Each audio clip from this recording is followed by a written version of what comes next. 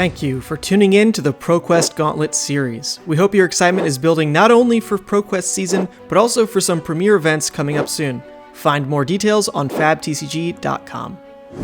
What's up, YouTube? Mansant bringing you two of the best players in the world to get beaten by Michael Hamilton, Pheano Black and Dan Rutkowski. They're going to be playing one of our ProQuest Gauntlet series games here on the LSS YouTube channel. So take it away, guys. Thanks.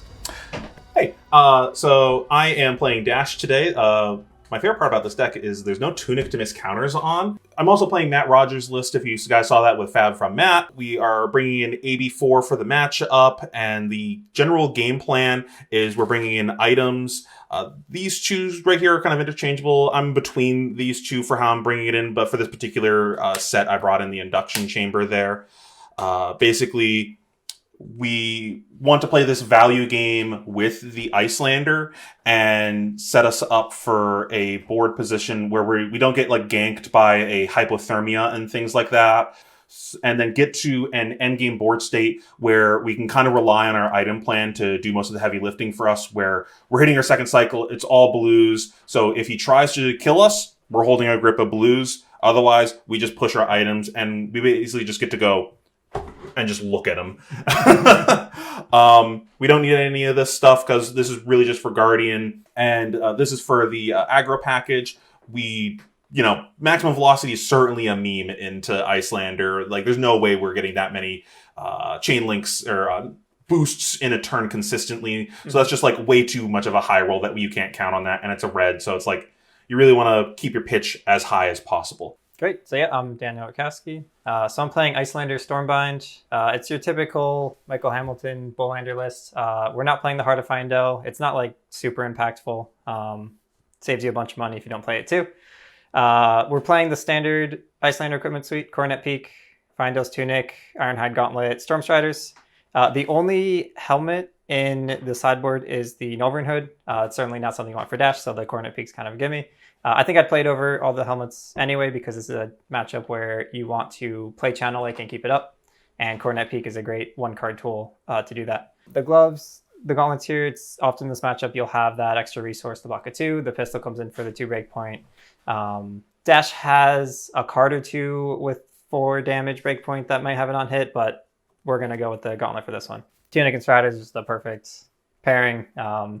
You'll pretty much always play those in Iyslander. Beyond that, we have our typical Bullander attack suite. There's nothing new going on here. These are just great efficient attacks. We also have the standard blue block 3 with ice card suite. Again, nothing really too noteworthy here. These are kind of just, they enable the deck. You need a lot of blue pitch, you need a lot of block 3s, and they have the utility of being played for their abilities as well. Some of the more interesting things, I think the key to this matchup, well, first, the hardest part of the matchup is you don't know what kind of Dash it is, especially after Dynasty. There's so many versions of the item they start with, the equipment that they bring, whether it's AB 1, 2, 3, 4, 0. So it's hard to know the optimal strategy beforehand, but usually it comes down to the key disruption pieces, which I have laid out here. So hypothermia should be great into every version of Dash, stopping their go again. The whole deck is cards that gain go again and don't have it naturally for the most part. So this really just limits them to one action. Channel Lake is really good for slowing them down. If you can keep it up for multiple turns, it kind of gives you the safety to get your big attacks out and have those damage cycles where you're chipping damage through. Amulet and Insidious Chill are very similar cards. They're permanents that when you cast them in, tax your opponent. Again, it's all about just slowing down the dash while you're chipping damage through, which Icebane does both of those on one card. It's probably the best card in the deck. And then Blizzard's kind of a gotcha card as well. Again, the game plan is to stall out the dash to keep ourselves healthy and kill them before it's too late. The one kind of tough choice I had, I'm deciding to sub the Sinks. If they're very boost heavy, I think they're pretty good. They're just very efficient. It's a 1-card 4 value.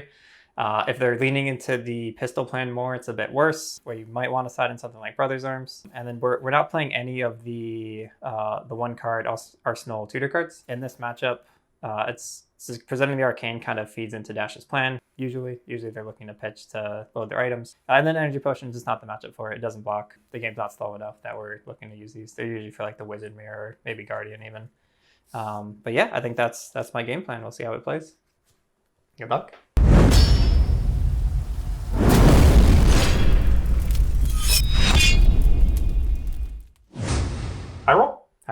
do it.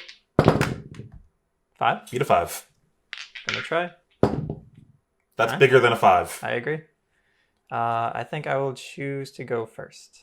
So I chose first because I don't know the build of Dash. There could be many options there, but Dash has a ton of turn 1 plays with their items and whatnot. And I also have a couple of setup pieces if I find them. I'm starting Induction Chamber and Pistol. Sounds good. So I'll put a counter on Tunic. So right away we see those equipment. We see AB 4. So we assume this is a full pistol build. So our play is probably to try and combo kill. Or just kill him before he gets his weapons out. So we actually have a really strong opener. As we said, I'm going to lead Amulet of Ice. That has Go again. I'll follow that up with a Insidious Chill. Pitching a blue. That will enter with 3 frost counters. Use a die for that. And then I will pass priority. Okay. An arsenal of cards. Well, really needed the mulligan there. And pitching 2 reds to play a Plasma Purifier. Okay. And passing priority to you. Let me think when you pass there. So you have 1 in hand? Yeah. Great opener. Just the best. Never lucky. Pitch 2 reds. Love to see it. Every game uphill battle. I'm going to have no responses. I'll pass as well. Time to get E-Strike Wounding Bold. So I'll start my turn with the Tunic counter. Sure. Try to remember those. So here, it's almost a great hand, but we're going to have to play this Ice Vein, and we're going to overpitch. We don't want to keep that sink in hand. We're kind of taking some cards from our opponent here. Interesting, you kept sink below him. And we're going to fuse that with a Channel Lake. So here we have an Insidious Chill trigger. So discard or pay 2. And then you have a channel, but it won't be going into Arsenal, so you could either pitch it to shoot me with Staff or hold on to it for a following round. Mm-hmm. But I do know I have to play around that soon. There's definitely going to be a slog of a game for me having to play through this after a nothing opening, so it's probably going to be a lot of taking time off from me. We're going to start off by discarding to the Chill. Okay. So now we have Ice Vein on the stack, presenting 5 Arcane. I think that we are going to choose to take the damage. Okay. So when it deals damage, you'll have to discard or pay 2 again. I will pay 2. Okay. And then I'm going to Waning Moon for 2. I will take 2. Sounds good. So now we have to pay attention to the fact that there is a channel in the very beginning of the second cycle here. So we will have to see that if this game goes long. I will pass priority. Generally, I don't like keeping extra cards in hand. I think Channel Lake is one of the few where I would consider it in some matchups. That's reasonable. I think it's certainly very good here. If it's against fire or something, I might have considered holding it. It's just so much more efficient to get your damage in, though. We are going to pitch this Teklo Core. So we don't know what the arsenal is. My inkling is that it might be another red card, since he didn't do anything on my round last turn. So we will come in with a zipper hit, and we'll boost. Sounds good. Boost is good.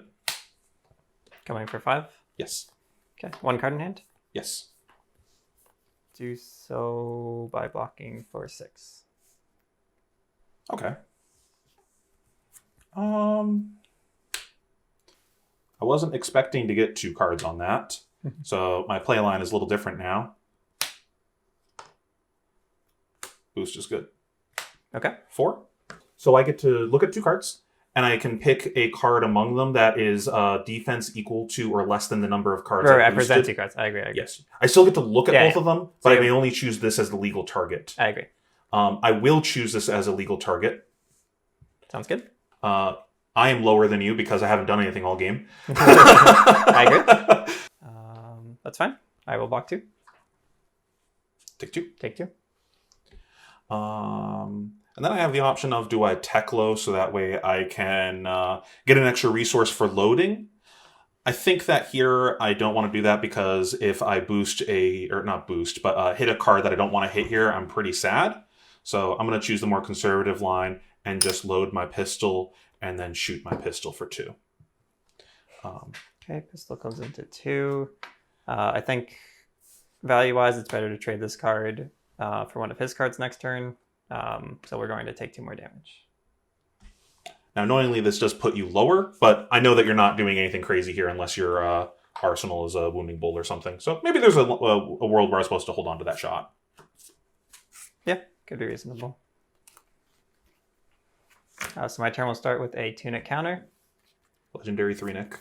Like we said, we'll activate Coronet Peak, pitching a blue Aether Rain. So you have to discard or pay 1. I'm going to think for a moment. Mm-hmm. So, ideally, I would like to play this and this. And then if I have extra cards, I can always do this. So I guess I don't need this for my round. So we will go ahead and have an interesting choice here. I can choose to just pitch this, but I know that my pitch is a bunch of reds, and I may not necessarily want a glut of reds at the end of the game versus an Iyslander. Mm-hmm. So I'm going to choose to, I may choose to discard, yeah? Yep, yeah. It's up to you. I will just choose to discard instead because I do not want to see that on my second cycle. Sounds good. And then I will pass priority. I will come in with a T-Bone for 3. Boost. Boost is good. Mm-hmm. Oh, what was the boost? Sorry, I didn't see. High Octane. Okay. So we can probably just do that to start. And then just mapping out the turn before we commit other blocks. Okay, so I think we're going to say no block here and see what else comes down the combat chain. I'm going to load my pistol. Hmm? I'm going to load my Plasma Purifier. Good. And then I will cast a Spark of Genius. So I'm going to respond here, I believe. With Ironhide. That's broken. So, can I read this, please? Sure. So you draw a card because you boost X is it 0. after it resolves, right? Yes. Okay. So when he has no cards, I think we want to push some damage through here instead of blocking. So we're going to respond with an Emeritus Scolding, presenting 4 Arcane. Take 4. And then we'll activate our Tunic to get a resource. And then I'll take the 3. 2. And then we'll Remaining Wound for 2. 3. Oh, for 3. Yes, thank you. And then your Spark of Genius will Resolves. resolve. We know where it is. I just pitched it. I'll throw some steam counters on that in a second. Sounds good. You have 3 in hand? I have 3 cards. And for what it's worth, that does break chain, but it's probably not relevant. Yep. Let's do it though.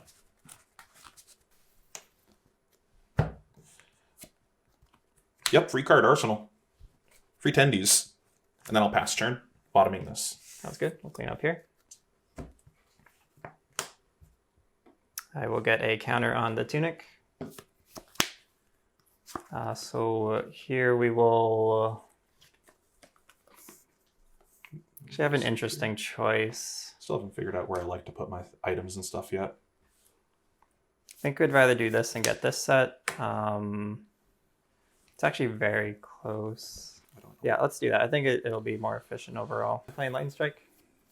And I will bottom a card choosing +2. So this is an attack for 7. Interesting. So throwing a number on a card at me. So. Yep. We got this, this, and this. And our round is covered by that. So we theoretically don't need this, but it would let us cover arcane damage or frostbites if we choose to block with it. Or not block with it, rather. But I also don't want to get ganked by a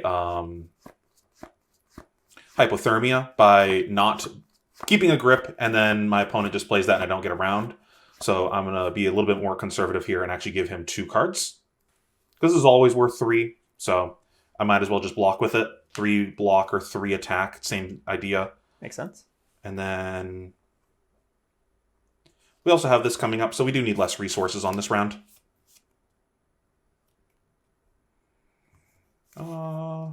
You can have that. So I will take 1. Sounds good. And then I will pass priority. Arsenal card. Beginning of turn trigger, Teklo Core. Priority to you. Yep, 1 moment. Mm-hmm. See what we have in the hand. Should I do a quick evaluation here? Calculating. Yep, exactly. Calibrating to primes. Interesting. Okay, that is good to resolve. Getting paid. We will start off by loading induction chamber, going down to 1 resource floating.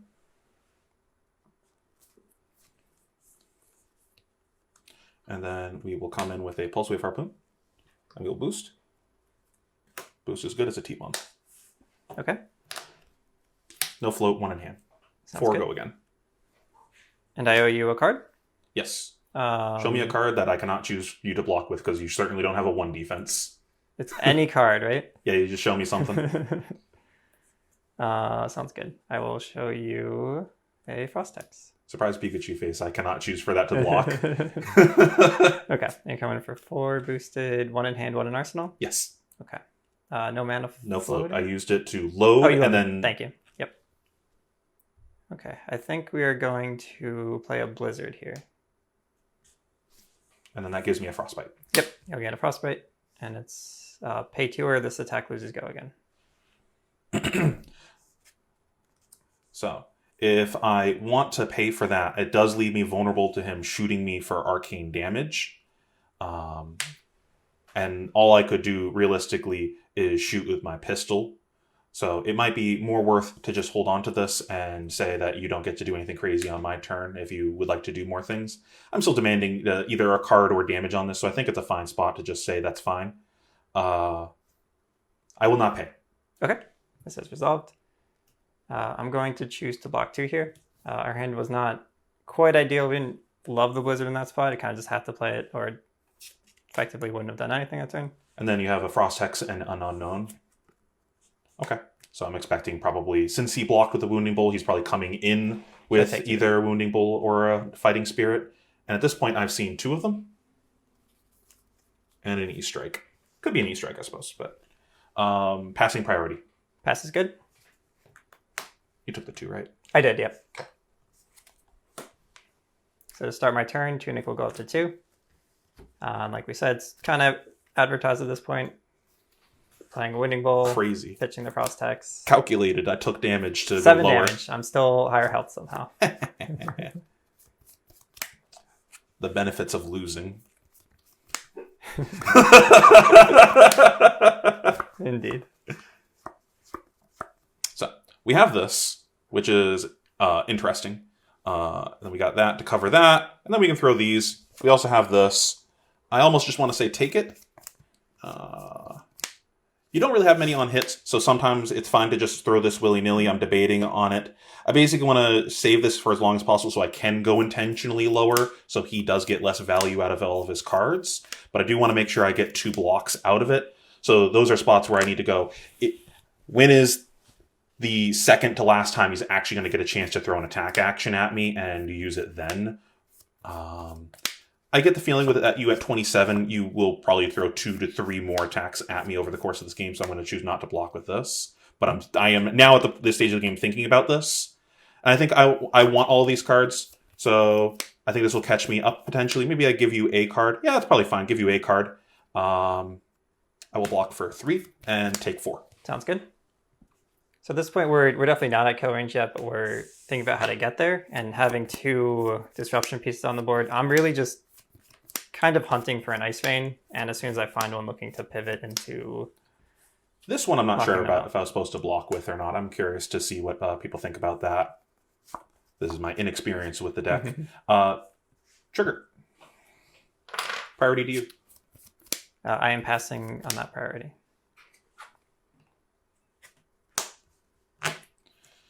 Love to see it.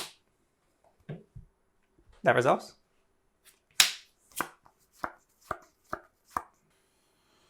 Yeah, that's probably fine.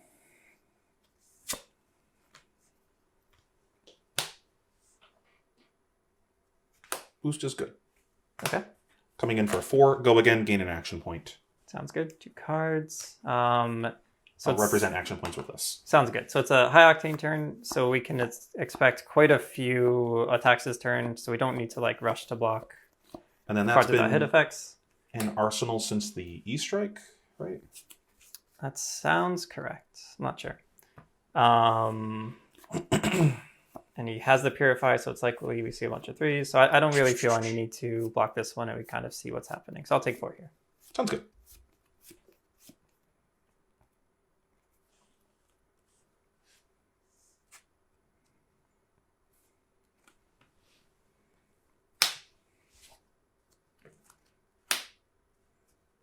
Boost is good. Okay. So 2 floating. Show me 2 cards, please. Sounds good. So I know the 2 I'm showing. Neither should be a legal target. It's super interesting, though, that we see the Pulse Wave second here with the card in hand. So either it means that's not a boost card, or it's a second Pulse Wave, or some kind of disruption that he's hiding back there. Could also be pitch. Yeah, it could certainly be pitch. Yeah, I think the most likely is that it's not a boost card, but we could get got if he has a second one. I think I'm still happy to hang out, just thinking that through. It could get a little risky. Just have to do the math here. So he can shoot his pistol, buff it, reload without spending resources. He can do it a second time. If his last card's red, he might also let Arsenal. So there's a world where he only does 1 attack after this. So I think we're going to block 3 here, and we'll take 1. Sounds good. We're going to break chain and activate Teklo Heart. Sounds good. It's going to go down to 1 resource, and then I will banish 2 cards. Both are good, so I'm going to get rid of this and get a D6 for that instead. Yep. We're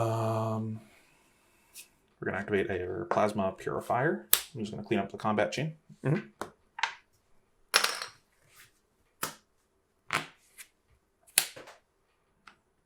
Pew pew. 3. Yep, so this is a pretty good turn from the dash. It's probably a spot where we're going to take it to try and set up our push damage to try and get him into that kill range. So we're going to take this 3. We want to use our cards. That's going to use up one of my action points. Mm-hmm. I'm going to load shoot. Yep, we'll take 3 again. That's going to use up one of my action points. Yep. I will load my pistol.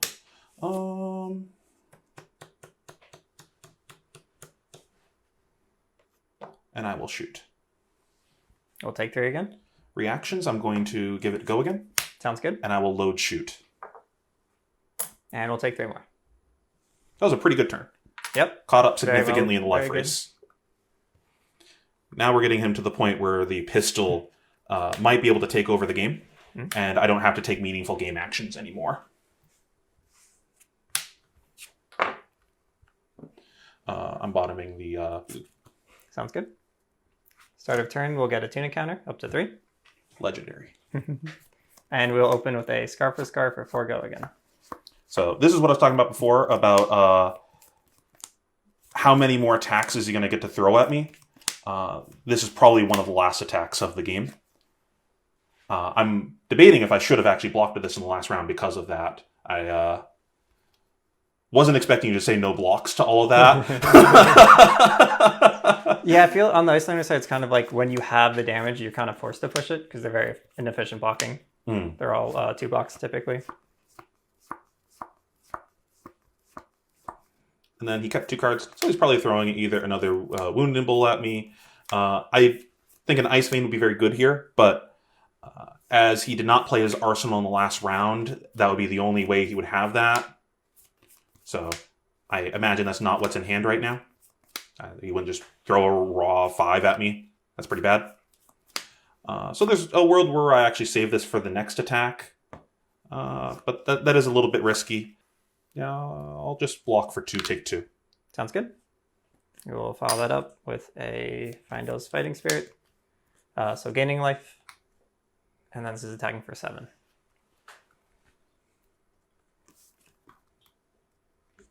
I want to have a good way of gifting this to you. You bother using it? Come on. And then we will just block for 3. I think I'm fine keeping these cards because that does that. and then I can do this, and then do this for this, or get an arsenal, and that's also fine. Getting an arsenal might be better, actually. We'll see. Okay, sounds good. So I'll take 4. All right, and then we'll pass priority and arsenal a card. Maybe I'm supposed to block with another card there. I'm not sure. I found on the other side of Iyslander, I usually prefer to block if it's like close or even. I am going to start my round by loading pistol. Do you have any responses? I think I do. Let me just think about that for a moment. Sure. So we set this card definitely with the intention of playing it. We just need to map out what our turn will look like after that. If he's thinking here, I'm kind of assuming it's a channel, and then he'll use his tunic resource to potentially shoot me with staff or block with gauntlets, depending on what I do, which will buy him quite a bit of time. So you have a couple options here. Actually, I'm having trouble finding the best line. I think we start by playing the card and kind of seeing what happens. Question becomes, what are we setting? This or this? I think we'll try for that. I think I'm okay pitching this. Okay, so here we're going to respond with an Aether Ice Vein. Interesting. Blue. Fuse with a Frosting. And that is coming in for 3 Arcane. But first we have an Insidious Chill trigger, down to 1 counter, so you have to discard or pay 2.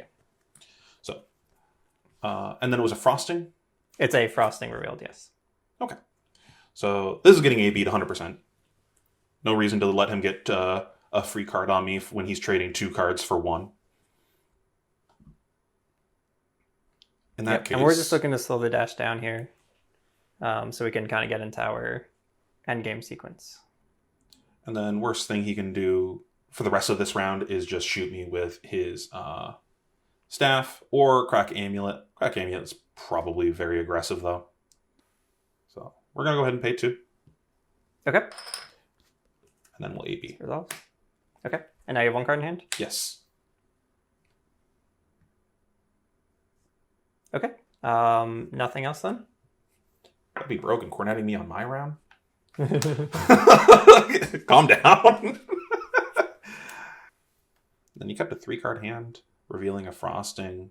So he could throw a big attack at me, or block and then cornet me. Either they're pretty good, or he could just staff me, cornet me. I am getting pretty low, getting into that kind of danger range. I think I'm fine holding on to this.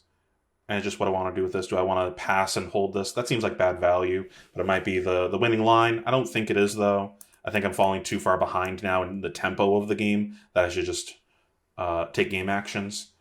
So I'm going to load my Plasma Purifier. Okay. And then I'll load my Induction Chamber. That resolves. Pass priority? Passes good. I'll pass as well. Yeah, so it wasn't like optimal what we had to do there. It was kind of just a stalled so we can take tempo. Ice Vein was really the only arsenal target we had that disrupts his turn. So now we're kind of, with this hand, it's pretty clear what we're doing, playing the red Ice Vein. Ugh. Can you stop? We're giving up a disruption piece, so I think we're going to fuse with the amulet. So we still have that later. This will trigger Insidious Chill. So it's out of counters, but first it'll cause you to discard or pay 2.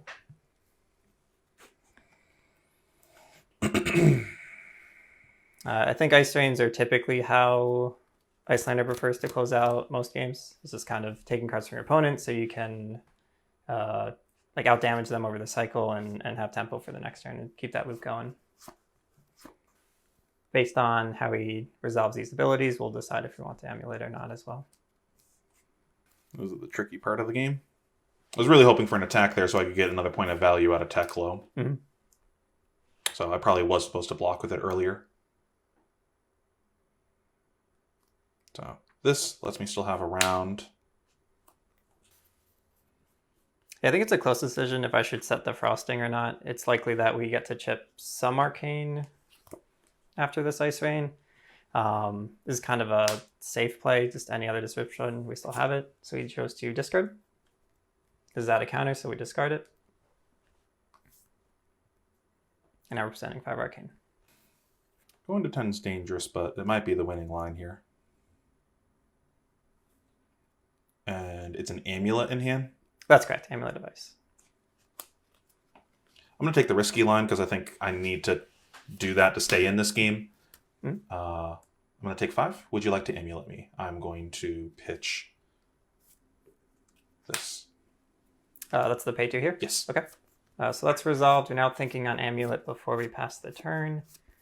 We have an extra one. He has 2 cards. Things loaded. It's likely that this does just equate to some number of damage. We have a second one. I think another question with that too is like, do you think you're going to get another chance to fuse? Exactly, yep. And we're playing a second one. I think it's likely we should crack it. He goes to 1 card, so if he does any loading, we get in for a couple arcane. He likes to, if we do this, he probably just passes the turn or just shoots the pistol. That seems fine. We'll crack it here. Okay. I'm going to discard. Okay, and then we'll pass priority. Really hoping to keep that. Presented 4 and then let me Teklo.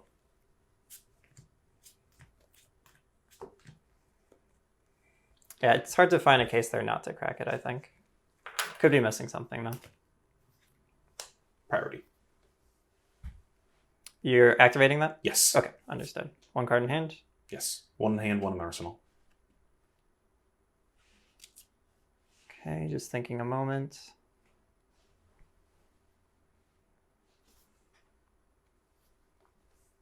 Okay, I think we'll go ahead and respond. We'll play the amulet, giving you a frostbite. And then we will... don't really need to moon. Usually you moon for information. I guess with the set card we do learn a little bit. No moon. Just it's your priority now. Probably reasonable. If I was going to play my arsenal, I probably wasn't going to activate that.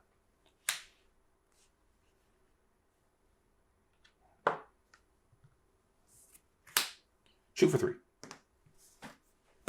Okay, so we see 2 floating, so we don't have to come in for arcane. We'll be getting 1. We also stop a counter if he chooses, or 2 counters rather. Coming in for 3. We definitely want to block with a card. Okay, we'll go ahead and block 3. Go again.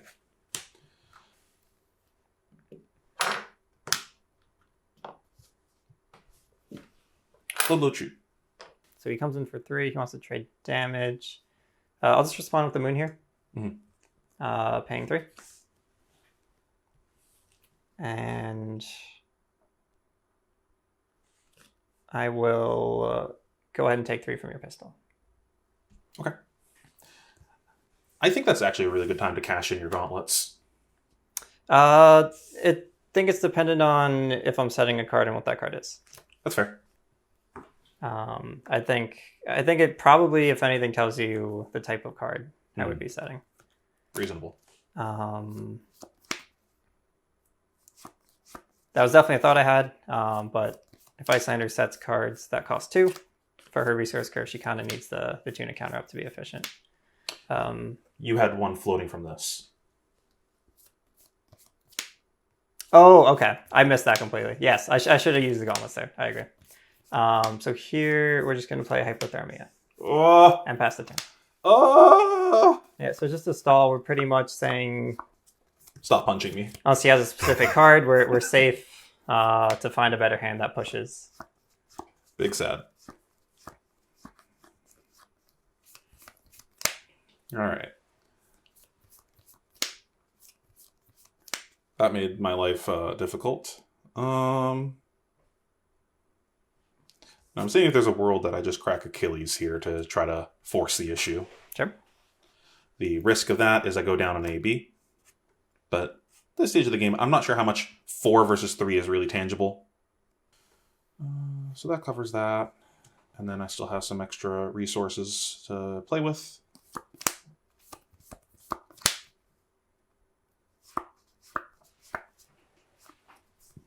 And you have an amulet to strip a card.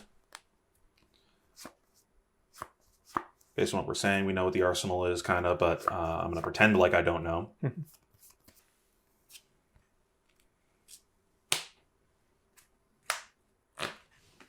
Boost is good.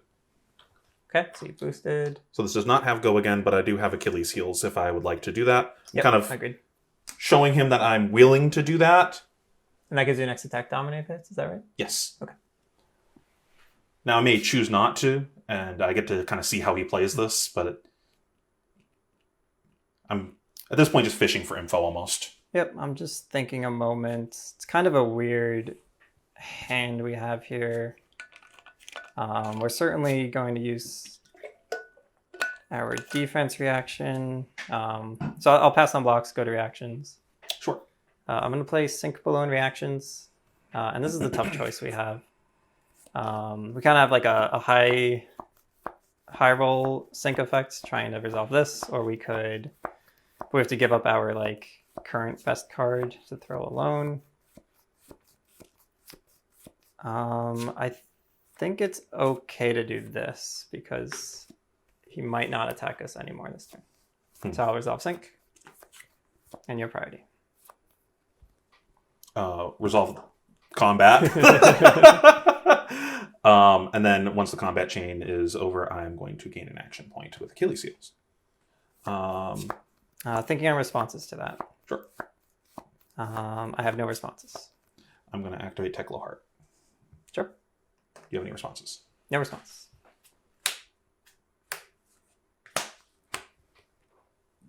Three resources.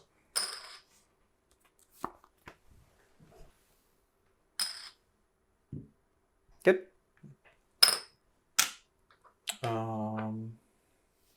This.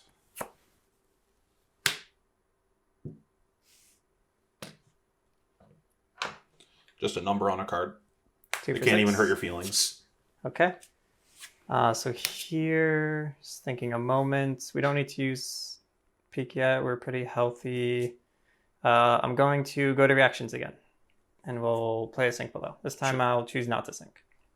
Unlucky having you draw the syncs on my punch turn, not my pistol turns. So I will take 2 here. Unlucky.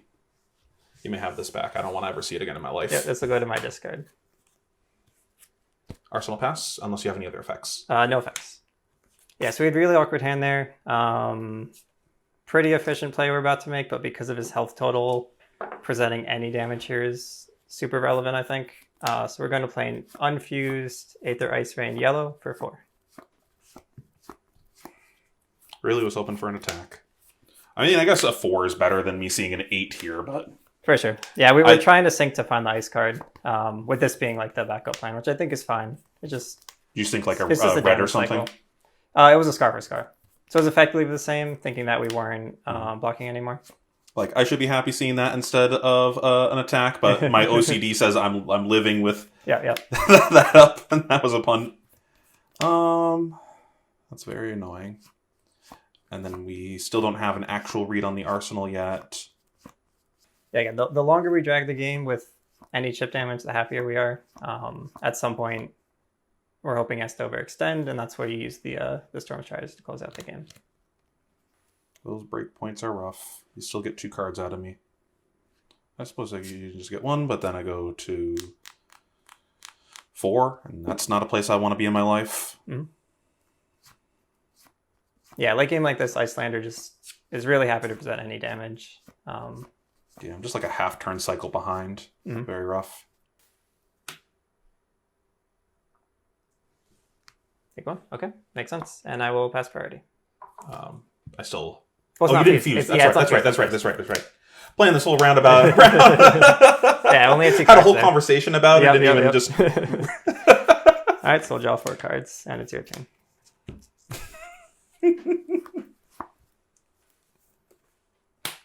Boost. Boost is good. Okay, I believe I'm responding to this. Just kind of mathing it out. We kind of see our line to win the game in hand here. I don't want to hear that. We just need to survive this turn. I think we're in a position where even if we just arsenal one of these cards, it should be enough to win. I think it's worth playing this just to slow down this turn and saying that this is his last turn to attack us. So I'm going to respond to the channel link. Okay. Let's try to slow this one down. So we'll have 1 resource floating. And then we're going to... I'm going to block for 2 on that one. So I'll take 2. It was a rough hand to draw on the last turn of the game. Yeah, I don't think I really have much of a line, which is unfortunate. Yeah, we didn't verbally say, but the channel did give you a frostbite there, which you grabbed. Which is why that would cost 2. Or 3 rather, right? Oh, 2 to shoot, yes. Yeah, I've already paid the 1. Agreed. The life of not drawing blues. Yeah, I think that's like the number 1 lose condition to Iyslander is just not having a blue at the right time. Yeah. I think I just shoot for 2.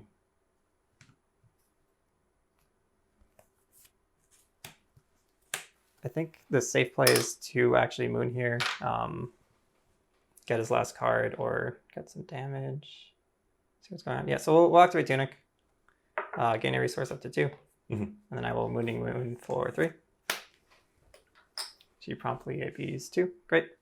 And then we don't need this Tunic. We're not going to need the counter back. So I think we'll just block 1 here. Take 1. Yeah. Okay. And then these will just... I was hoping to at least strip a card. Instead I got nothing but Depression. Yep. And our goal was just to kind of survive that turn. So this should be kind of game over. I don't think there's a world to get out of this loop. We're going to E-strike for +2. Oh, I get to finally block with this. Thank you. My OCD is sated. We are coming in for 7. Notably, we didn't pitch a card, so Channel Lake is very likely going away. I don't think there's any legal play that could keep it. That looks like a no block. That's correct. Thought that was another T-bone. Well, now you know that I have a red. Yep. So it's a full block there. Yeah. We'll pass turn. We cannot pay the tax to the Channel Lake, so that gets destroyed. And we'll draw a new hand. I don't think there's anything I can really do with this. I drew all my items right at the end of the game. Yep. On rounds that you taxed me. Or I'm low and I can't play them anymore. Mm. Very unfortunate. But we're just going to go for it. Load pistol. Okay, so here we'll respond. Either... I think we have lethal. I haven't done the math. Yeah, no, there's no way out of this, I don't think. So we'll respond with a scolding. Assuming you have like anything to Striders me with. Yeah, we'll do the moon. We'll have 2 floating. Is math right? Yeah. And then we will double check our math. You have 1 card in hand. Yeah. Assuming it's a blue to be prevent 5. Yeah, even with the respite, it's pretty safe. I think we're going to wait for these to resolve though first. So we have the moon on the stack. I will AB 2, take 2, and then I have to block that. Show you that I got nothing. Okay. And go to 1 and then... Storm Striders. And we'll pay 1 for another scolding. Oh, another scolding? Jeez. Yeah. Good game, man. Good game. Good playing. Oh, that was a great game, Dan. Yeah. Thanks for that. Now we're just going to talk about some of the interesting turn cycles that we had over the game of what we thought were like really impactful and showcase what our decks were about. Yep. On my side, there was one particular high octane turn where I was behind at the start of that round, and then I think it put you like 10 at the end of that round when you were like close to 30 or something like that. I went very low. And it was basically like high octane into like 2 or 3 boost cards, and then I shot you for 3. I think 3 times. Maybe it was 4 times. I think 4. Yeah, because I believe I gave it go again and shot a 4th time, and I had 3 action points. That really showcased like a lot of the power of Dash of like you can have these like big value turns that are super above curve of what the cards are normally supposed to be doing of like 3 to 4 each. Yep, and that's what Iyslander is looking to prevent you from doing, but I did not have the disruption there, and it felt like a good trade. And like that's one of the great things about this type of turn, where like your key disruption on that round is going to be hypothermia, and I just say, nah, that ain't happening. You can stop the pistol shots, but everything else is still coming in. Yeah, I need a Channel Lake or an Ice Vein or something. Yeah, it's like have an answer now or potentially lose the game on the spot. Yep, agreed. Yeah, so for me, it was like, I remember I had this blue Ice Vein that was set after that turn, and I had an E-Strike and 2 3-blocks, and you were at around 20 health.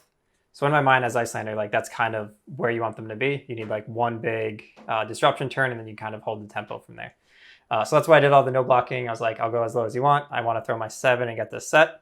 I had an Amulet and an Insidious chill in play. So my thinking was, this is kind of my chance. This kind of guarantees I still out your next turn, and I just have to kind of draw into one more good hand, and that should close it out. So that's what we did. I went down to 10. Could have been very scary.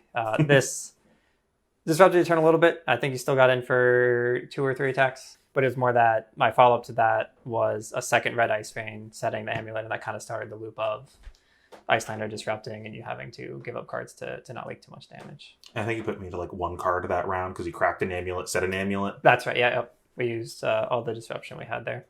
Just ripped apart my hand. And Yep. I think I probably had lethal in hand if you only stripped like 1 card out of hand. That would make sense, yeah. Yeah, so I think that was kind of the key moment, just getting the 8 Ice Veins at the right time. That's usually what it comes down to. Awesome. Well, if you guys want to see any more from me, you can find me on Twitter and YouTube. It's just Pheano Black on everything. I don't use anything else fancy other than that. Where are we going to find you, Dan? Yeah, so you can find me on Twitter at DiscGolfDan. You can also find me on our team content at Runaways, TCG Runaways YouTube channel and Twitter. Awesome.